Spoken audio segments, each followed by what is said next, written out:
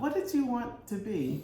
When I was young, I didn't know what I wanted to be. All I knew is that my dad wore a suit and carried a briefcase. And so even my kindergarten year, getting ready to go to school, I begged my parents for one of those old briefcases. And I got that from my parents. They just saw people for who they are. And we all have our gifts, we all have our struggles. And, we have seen governors and mayors and famous people fall. Right? Yeah. Like fame is a gift while you have it. Right. So you may not always have that. Our character should be louder than our present.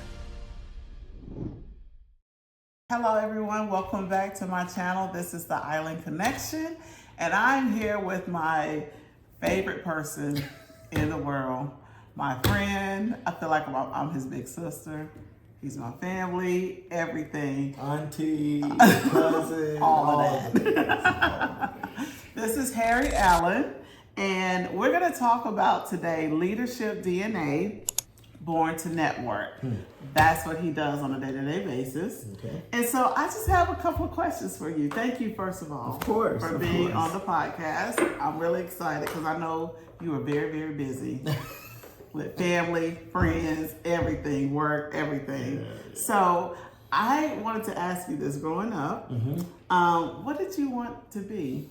Wow. So when I was young, I didn't know what I wanted to be when I grew up, honestly. All I knew is that my dad wore a suit and carried a briefcase. And so even my kindergarten year, getting ready to go to school, I begged my parents for one of those old briefcases with the combination lock on it. I saw a picture, I think. Yes, and I asked for a blazer for my kindergarten picture.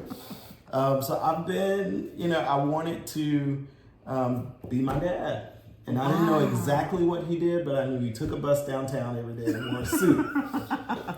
And so as I got older, I thought I'd study business because it's general enough, and one day I'd figure out what I wanted to be. Wow. Yeah. So I guess that kind of comes in the second question that I had, like what type of influences that shaped you, the person you are today. So you mentioned your dad, and so I'm assuming he was like a big I think a lot of sons look up to their dad, right? Yeah. Your parents are your first heroes. Yeah. And you idolize them a bit. And I remember going to work with my dad. He had a restaurant in the bottom of his office building, and we would eat pancakes and then go up to his office. And I would color, a coloring book and just watch him work. And like I said, I don't think I knew what he did until I was in high school.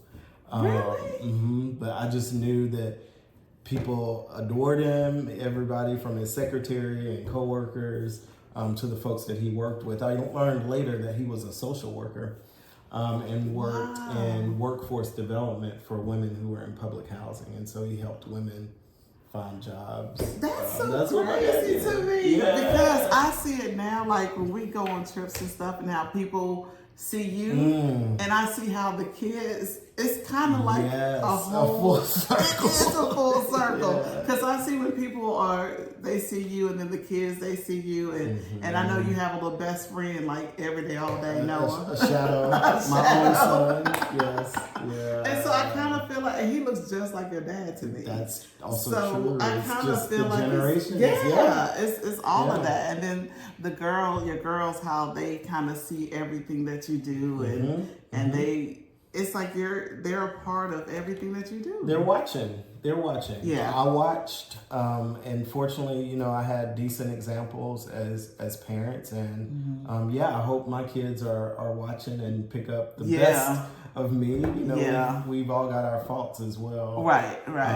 But yeah, that's how I started, and who was kind of my first mentor. Yeah. And I feel like your mom was strong too. Like you had both strong mom and dad. No nonsense. Yeah. Don't play, y'all.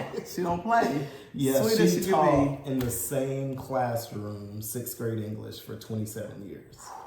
And still, she retired almost 20 years ago now, but she's still a teacher. Wow. Yeah. All day, every day. Yes. You just sit up straighter. Right? So then which tool because I know like what you do now. So which tool would you say better, like you learned about first, the networking part or the leadership part? Because you really do both. Yeah. I probably the leadership part. I was interested in leadership as early as I can remember too. So when there were elections to be student council representative or citizenship awards, like those were the things that I was interested in. And for me, leadership and service are the same. Yeah. And I just loved serving my peers and people. I remember in the 5th grade, the principal was instituting a new dress code where he was requiring all the boys to tuck in their shirts. And I'm like, this isn't right. My friends didn't want it. So I'm like, I'm going to write a letter to the principal. And just representing others and giving voice to those that don't have a voice or haven't found their agency and power has always been of interest to me. So I started with service and leadership. Wow. And then the networking came afterwards. Yeah, because you serve others. And in a community like Nashville, and Tennessee's called the volunteer state, like service is really part of our DNA and culture. And I have found in this city, when you start to volunteer and serve, you get identified as a willing volunteer. So everybody's like, ask Mary about it. Right. And so I started serving on nonprofit boards and building relationships with people at the boardroom table, and then just started to become a known resource. And that's how the relationship capital kind of became natural for you. It was very natural. Yeah. Wow. Did you ever thought? I know this is not one of the questions I asked. Did you ever think that it would evolve into what you're doing today? I did not, and now I realize the power of social capital and relationship capital. I didn't always realize that, and I think that I am not a wealthy person in financial sense, but I am wealthy in relationships. Yes. And that yields power, very similarly to financial wealth. And there was a poll that I was embarrassed to have been ranked number 12 on. Nashville ranked the most powerful people. I was 2 spots below the governor of the state of Tennessee. And I know it's only because of the social capital that I've amassed, and I invested early, and I kind of cultivated and kept those relationships going. And so for the people that don't know what you do, can you kind of share a little bit about that? So I was a banker, started in banking at 18 years old, and have for most of my career been a banker, and 6 years ago opened a bank in Nashville, Studio Bank, which was the first new bank to start in the city since 2008. Wow. And we grew the bank from 0 to right around $1 billion in total assets. Wow. And so now I'm still the vice chairman of the board of the bank, but is moving, I know, to be the CFO at Belmont University, my alma mater. Yes. Graduated 20 years ago. Full circle again. Full circle. And again, a testament of relationships. The chief of staff of the university who reached out about the opportunity to join is the same person that interviewed me when I was 18 years old. Really? For my scholarship. Yep. Wow. And so this is someone I've known forever. And I have slept on her floor as a student. Yeah. So, wow. Never burn a bridge. You never know how these relationships are going to come back. That makes a huge difference. And I think that's one of the things about you, because, I mean, even though we're family, I've never, I see you a lot and I look up to you a lot. I know you don't know that, but I do. And I just watch a lot about like the interactions that you have with different people. And I appreciate the fact that you don't, you're the same across the board. Like you don't, if there's a governor in the building and then you see somebody on the street, like you literally treat them the same. People are people. And I got that from my parents. They just saw people for who they are. And we all have our gifts. We all have our struggles.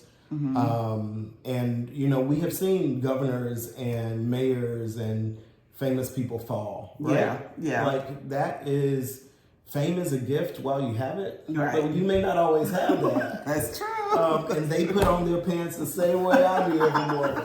Yes. So I just treat people like people. Yeah. And I think in relationship building and network, that's what draws folks in. Authenticity. Right. Being real. Yeah. And honestly, it's exhausting trying to be somebody else. I just think you ain't got time for that, right? To just be me. Just Yeah. be me. Yeah. And I think that's why most people draw to you, because you just you. Like, they know Harry. Every day. And see, me, I personally, I think you're just like, you're just Harry. Yeah.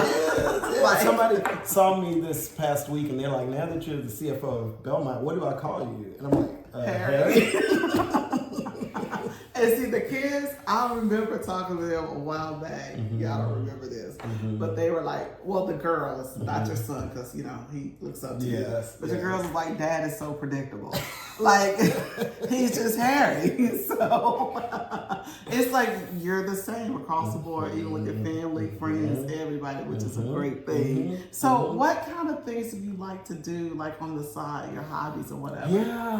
Yeah, I don't know. I've got 3 young kids who are very, very active. And so most of the time, if I'm not at work, I'm engaged in family activities and getting them where they need to go. When you've got 3 young kids that are active, but nobody can drive, then you're the transportation. And it's a joy. It is fun. And I kind of feel like each one of them, like I can see you and your wife in each one of their personalities. And it's so amazing, like, to see that. And then I kind of feel like you guys bring out the best of what's in them.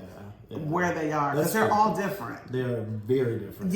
And we've done the exact same thing in terms of parenting, and they came out each very different. Aside from that, I like to read. I love music. It's life-giving. What type of music do you like? All of it. Really? If the words of the song say something. Yeah. It has to be inspiring. It has to say something. Inspirational songs that have meaning. I think that I don't know who said it. I'm gonna misquote it, but there was a quote from someone that says, "The singer prays twice because the melody itself is a prayer." Oh wow! Right? There's a creative, inspirational piece to putting words to melody. So the words are a prayer, and the music behind the words are a prayer. And so songs are just a ministry that speaks to me really well. Yeah. And you like to read too. Love it. Yeah. What type of books though? I don't do fiction. Yeah. My wife reads a lot of fiction. She reads about a book a week. She's smart too. She is brilliant. She's my best friend. She's smart. Yeah. My books are around leadership and kind of business principles. You know, I want to be, if you are called to lead, then you should do that. Yeah. And I want to be the best that I can be at it. So I like to learn from others who have walked paths that I haven't walked. Led in ways that I haven't been called to lead yet. So it's actually more of an enjoyment for you to read that versus something that's like, oh, I got to do it just to get ahead. Yes. Yeah. It's so that when I show up in my workplace or when I'm engaging in a mentor-mentee relationship with someone, I'm the best of that that I can be. Okay. Yeah. What keeps you humble? These 3 kids. I tell people, you've been to Party City buying balloons for a party, right? Right. So you don't leave without that weight that you tie the balloons to. Yeah. My kids are that weight. Because otherwise I just float out.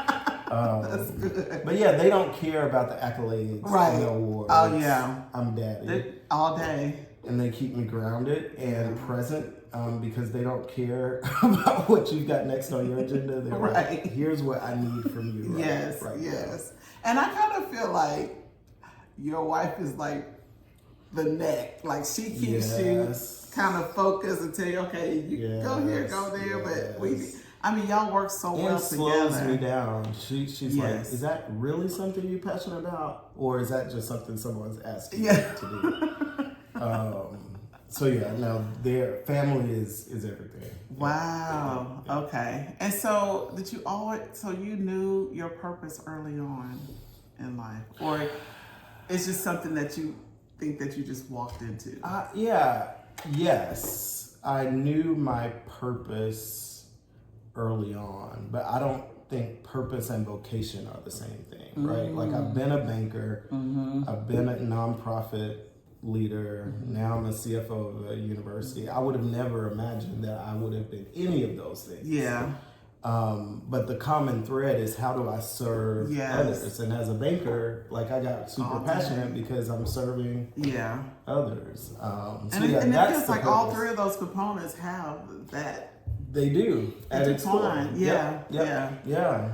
So education is a passion of mine, always has been, and service. Yep. Awesome.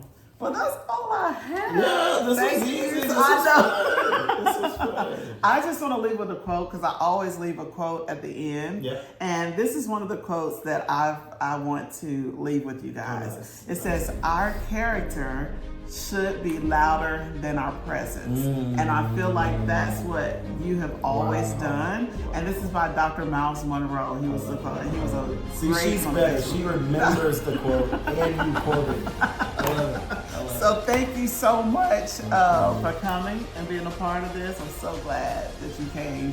And if you have any questions or comments, please like, share, subscribe. And until next time, we'll see you on the Island Connection. Take care. Thank you.